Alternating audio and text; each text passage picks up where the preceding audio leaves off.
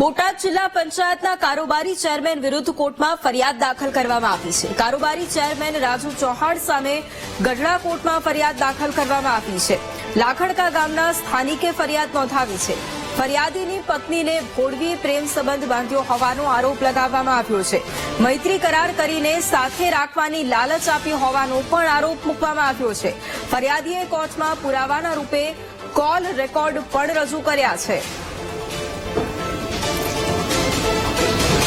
તો સ્થાનિક દ્વારા ફરિયાદ નોંધવામાં આવી છે અને ફરિયાદીએ કોર્ટમાં પુરાવા છે તે પણ અત્યારે રજૂ કર્યા છે। પત્નીને ભોળવી અને પ્રેમ સંબંધ બાંધ્યો હોવાની ફરિયાદ કરવામાં આવી છે। કારોબારી ચેરમેન સામે હવે કોર્ટમાં ફરિયાદ નોંધાઈ છે। રાજુ ચૌહાણ સામે ગઢડા કોર્ટમાં ફરિયાદ નોંધાઈ છે।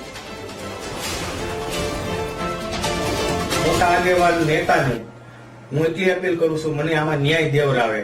કારણ કે તમારા ભાજપના નેતા જો આવું કરશે તો અમે નાના માણસો શું કરશું? અમારો જવાનું કોની પાસે? અમારે ભાજપના કાર્યકર્તા પાસે અમે ગયા હતા, નીવડા અમારી માથે અમારા ઘરની આબરૂ સામું જોવે અને અમારી ઘરના માણસ એનું બનાવવા કરે તો અમારે કોની પાસે જવાનો રસ્તો રહે? અમે તમારી પાસે એટલી અપીલ કરવી છે, મને આમાં ન્યાય દેવરાવો। અમે હાવ નાના માણસ છીએ, કોર્ટ માંગશે તો કોર્ટમાં રજૂ કરવા તૈયાર છું, તમે ગમે ત્યારે દેવા તૈયાર છું।